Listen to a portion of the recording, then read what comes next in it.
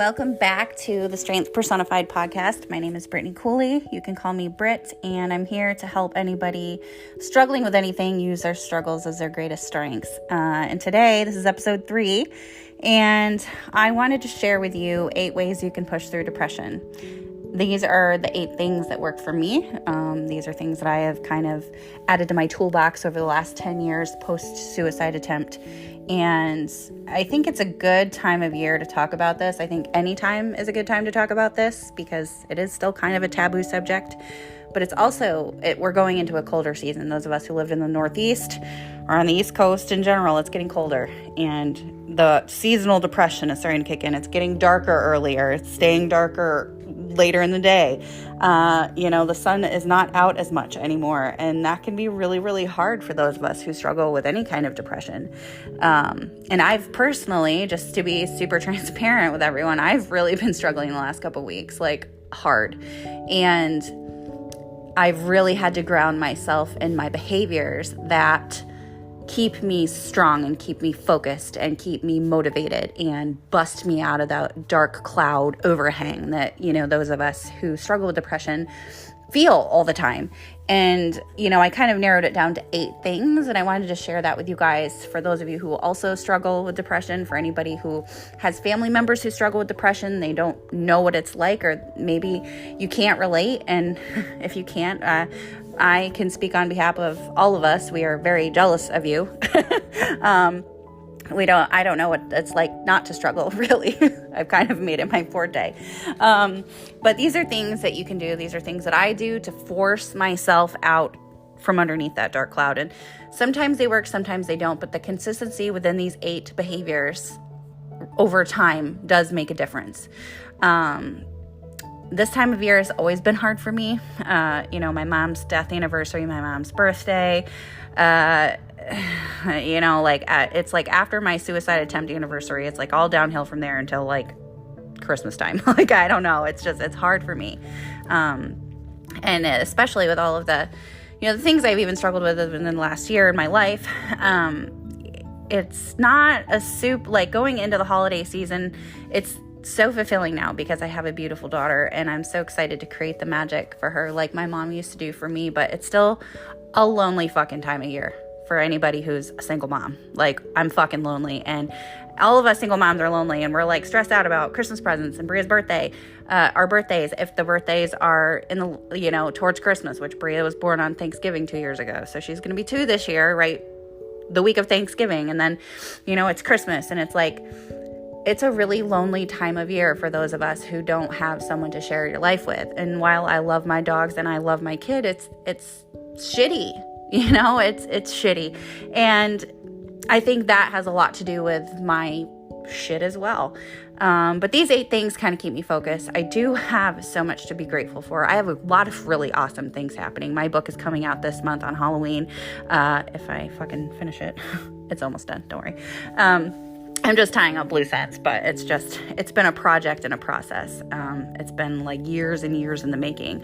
I've written it and rewritten it and had to fucking completely transform this book like 100 times. This is like the transformer of all books I think have ever been written, at least by me anyway. So I've got that going on. I got some really good news today about an opportunity that's going to improve my quality of life so much.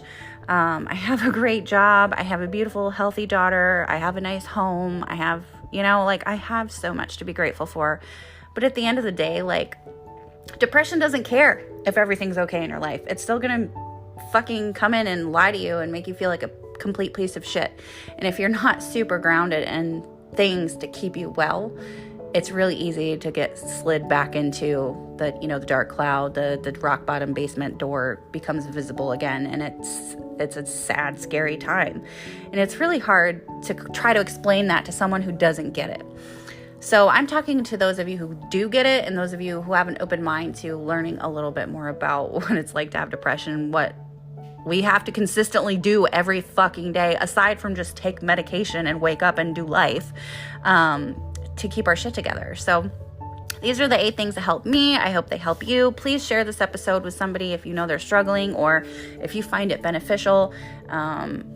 And okay, so I'm just going to start. So number one, if you feel any type of way, force yourself to practice really good hygiene. Like, force yourself to get in the shower, exfoliate your entire body, do a face mask. And this is for girls. Like, guys, I don't know really what to tell you to do in lieu of this, but showering is always a good practice.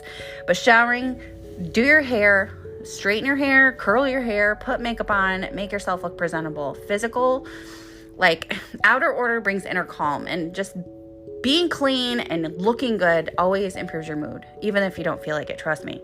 When, depression hits anytime, like, it's hard to get out of bed, let alone, like, you want to lay around and mope, and you just want to sit in your filth. Like, that's how you feel. Like, I forced myself to get in the fucking shower, and I don't go anywhere ever. Like, I sit in my house all day. I work from home, and as much as I love it, it's not really that healthy for people who struggle with depression, because we don't have anywhere to go or anything to do. So yeah, we can just lay around in our pajamas all day, which is awesome, but not if you're struggling.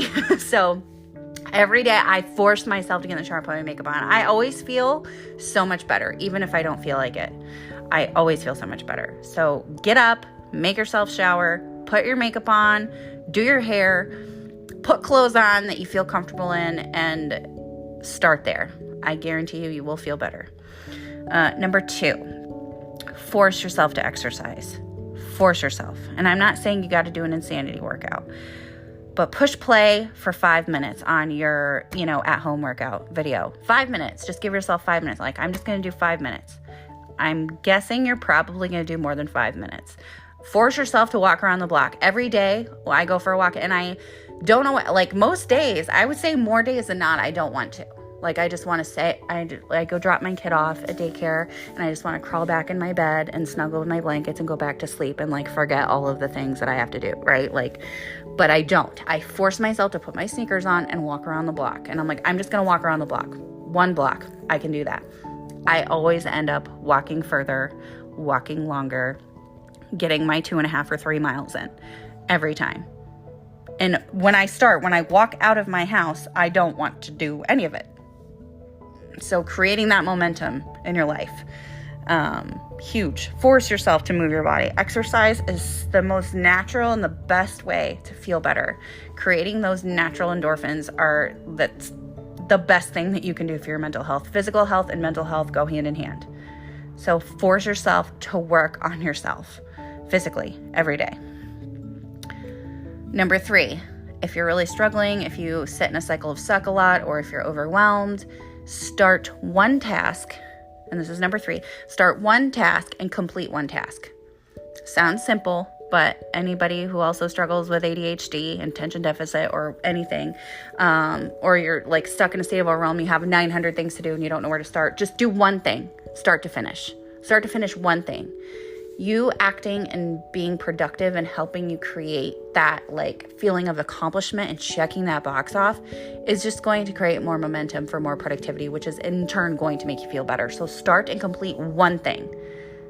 Like, if you have a sink full of dishes, do one dish and do another dish and do all of your dishes. 1, done. I hate dishes. That's why I'm using that example. I fucking hate dishes. I don't have a dishwasher, and I fucking hate dishes. But man, I feel accomplished when I hand wash all those motherfuckers. Let me tell you. Okay? So start and complete one thing. Creating that sense of feeling of accomplishment is so important and so valuable. Don't ever discredit that.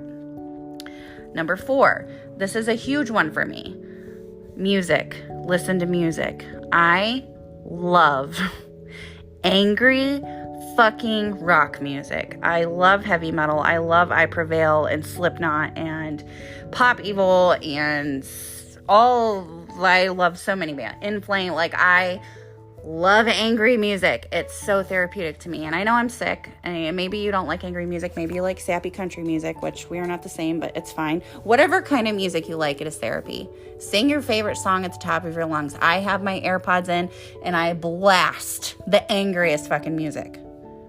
And for some reason, it just makes me feel so much better. But if you're not an angry music person, listen to whatever genre you like. It will help you lift out of that, okay? And I obviously blast my angry music while I'm angrily marching my ass around the block because I don't fucking feel like walking. And then eventually I'm like, oh, I feel good. And then my playlist improves. And then I'm, bopping to Nicki Minaj or something, But creating music has been such a therapy for me my whole life. I've always had headphones in my ears from the time I discovered what headphones were. I remember having cassette tape player with headphones, and then CD Walkmans came out, and I had a Walkman and headphones, and and now it's your phone and AirPods. And I have grounded myself within music in many genres of music, but mainly alternative rock and heavy metal. It's been so therapeutic to me. The music helps, music uplifts and inspires and just puts you outside. It makes you drown out those awful thoughts that you're thinking. At least it does for me. It has since I was a little girl. So music is huge. And music was really important to my mom too. And I think that's why I love music so much. I grew up listening to the Eagles and REM and the Counting Crows and Cranberries, the Cars, Elvis with my dad.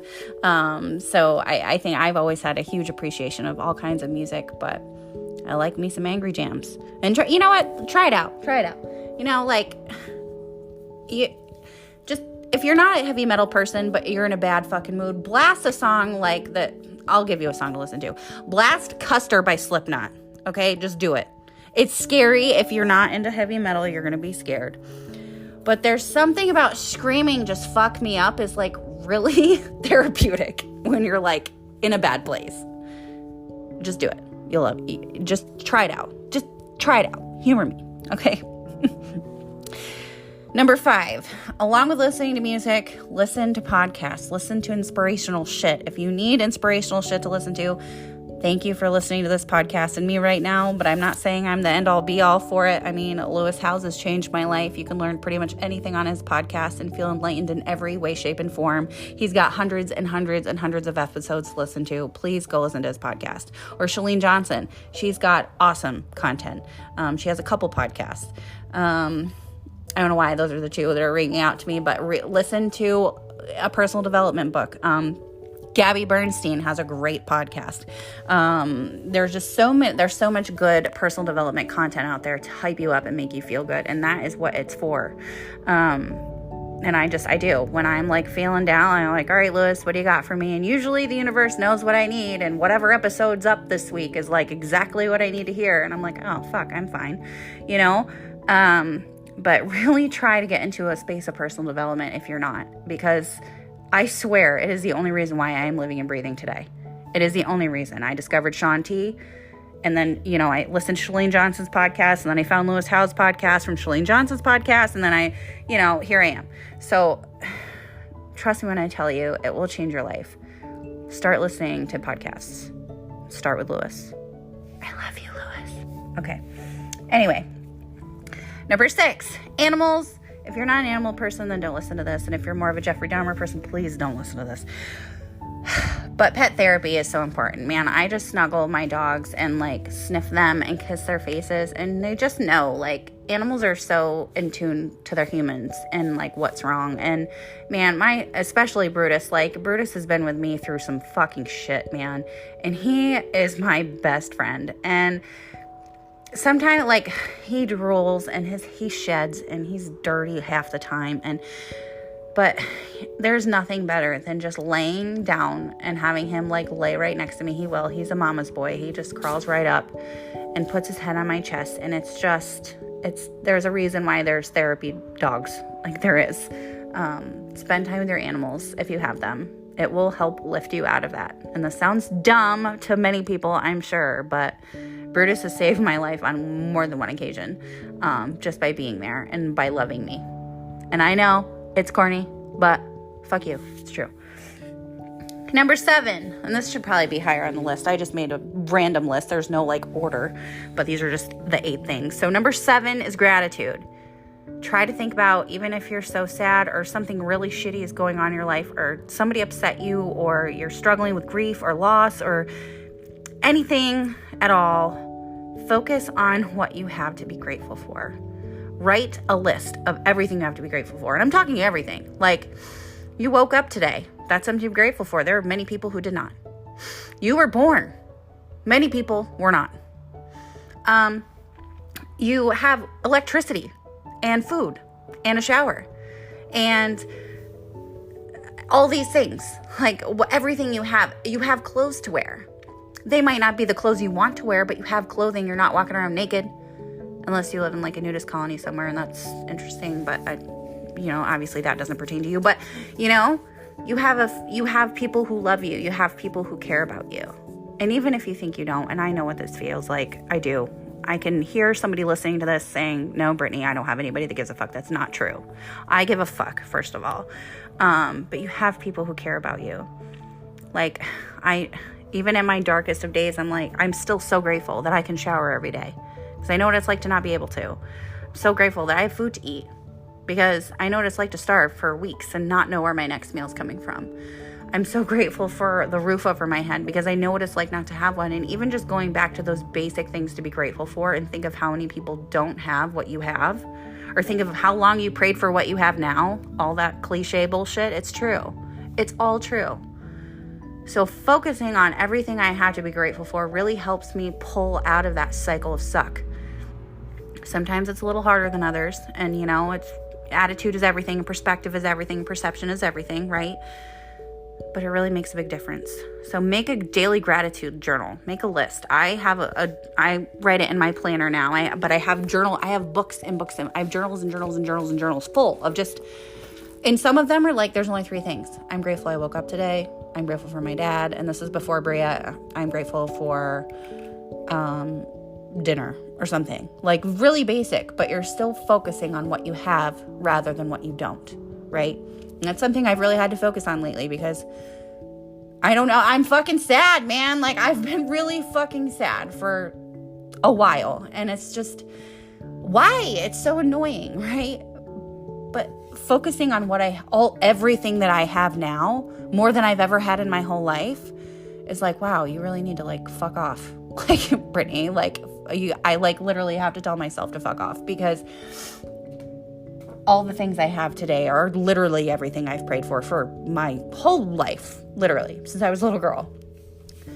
So maybe I don't have somebody to hold hands with and walk through Christmas lights with. Oh, fucking well, I have a lot more that a lot of people don't. And also, I'm not in a shitty relationship anymore. So there's that. That's good, right? So focusing on gratitude is so important. And I think it should probably be number 1, but it is number 7 on my list. And number 8, this is going to sound really weird and woo-woo to some people who are just like, oh, here we go. And this is something I learned at Summit of Greatness. I took this workshop. I went in a day early and I did all of the workshops that you're able to sign up for because I'm like all about growth this year. And I learned something really interesting, and maybe I should have learned this before 33 years old, but and number 8 is breathing, deep breathing. You're like, oh, here we go. I'm not saying meditate. People are against meditating for some reason. I just can't pay attention long enough. I try to meditate, but I am unmedicated ADHD and I cannot sit still for 4 seconds. Like I can't do it. I am incapable of doing it. But I learned that through deep breaths, in through the nose and out through the nose. So not inhale, exhale. No, inhale through your nose and exhale through your nose. When you inhale and exhale through your nose, you get 20% more oxygen to your brain. Oxygen to your brain creates energy. Okay? I know, it's crazy. Wow, I'm sure everybody already knew that. But I didn't realize how important it was to breathe in and out through your nose. And you get 20% more oxygen than you normally do breathing through your mouth. That's something I learned. I was this years old, which, maybe you guys, everybody knows that, and I'm just late to the fucking game. But it makes a big difference when you can, especially, and this is more for anxiety, I think. I haven't had a real panic attack in a really long time, but I get anxiety. I get rung up. I get, I get super anxious sometimes, and it's dumb, for dumb reasons, things that wouldn't even make any sense. If I have to do 2 loads of laundry, it's like, oh my God, it's going to take so long. And I get anxious about that. It's so stupid. It's going to take half an hour, whatever. And then oh, I'm going to have all these clothes folded. Yeah, I have 6 blankets and 45 outfits of Bria's to fold. It's fine. It'll take 20 minutes, no big deal. But stuff like that makes me anxious. It's weird. Or like I'll get a response from someone that I didn't like, and that'll like make me anxious. Or somebody will send me a nastygram. I don't really care about internet trolls anymore, but it still gives me that like pang, that instant pang, right? Like of like upsetness and anxious fear or just upsetness, you know? And literally taking 3 deep breaths in through your nose and out through your nose, it goes away completely. And my mind was blown. Like I've learned breathing exercises and I've tried to meditate, like I said before. But understanding the science behind why that works, I think helped it click more in my brain for some reason. And now I'm getting 20% more oxygen like all day, every day. So yeah, but it does. It really helps. And I would say that helps more towards the anxiety portion of things. But just taking a few deep breaths every day. There's also something called MyoTape. I did not order it, but I'm considering it. And I'm not sponsored. I don't make any money off this is not something that I'm sponsored to do. But I've seen it a couple places, and somebody recommended it at Summit, and in this workshop that I did, she tapes her mouth shut every night with MyoTape. It's tape to tape your mouth shut when you sleep. So you breathe in through your nose and breathe out through your nose, and you're supposed to have increased, you're supposed to sleep better and have more energy the next day. And it's like, wow, it's weird thinking about taping your mouth shut while you sleep. And God forbid, if you're sick, obviously don't do that. But I'm going to order this stuff and I'm going to try it, and I'll tell you guys how it goes. But the deep breaths that I've been scheduling, and I have to schedule everything. I have to set reminders for everything, to take the garbage out, to bring, to leave for daycare in the morning because I'll get distracted doing something even though she has to be there at the same time every day. I still have to set an alert on my phone to remind me to leave my house to take her, because I'll just start doing laundry or vacuuming or start working, and I just totally will. And I'll be like, oh my God, it's 8:30. What the fuck am I doing? So I have to set reminders to do deep breaths 3 times a day, but I have reminder at 9 a.m., noon, and 5 p.m. Just for a couple deep breaths. It's just an alert on my phone that comes up. And I feel like it really does make a difference. And especially, I feel like they're set for times when I'm the most irritated or stressed out. And it's so funny because the instant that goes off, I'm it's always when I'm stressed out. And it's very strange that it's always those times.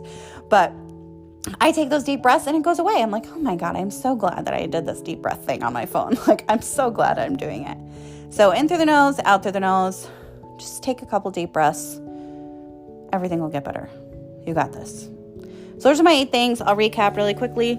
Force yourself to practice good hygiene. Shower and do your full makeup like you're going to prom. Maybe not like you're going to prom, but do your top eyeliner and everything, okay? Number 2, force yourself to exercise. Force yourself to throw your headphones in and walk around the block, or get on your treadmill, or go down to your gym, or whatever. Force yourself to for 5 minutes. I guarantee you will do more than 5 minutes, and the only workout that you regret is the one that you don't do. Remember? Okay. Number 3, start and complete one task. Just one thing. Create that productivity, create that, checklist momentum. Number 4, listen to music. The angrier, the better, in my opinion.